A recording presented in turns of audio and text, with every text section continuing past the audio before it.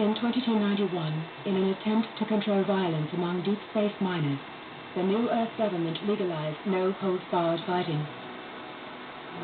The Andrew Mining Corporation, working with the NEG, established a series of leagues and bloody public exhibitions.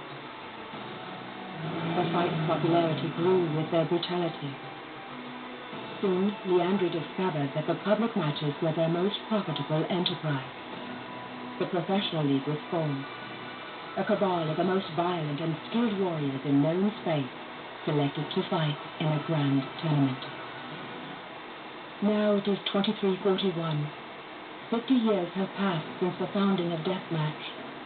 Profits from the tournament number in the hundreds of billions. You have been selected to fight in a professional league by the Leandri Rules Board. Your strength and brutality are legendary. The time has come to prove you are the best. To crush your enemies. To win the tournament.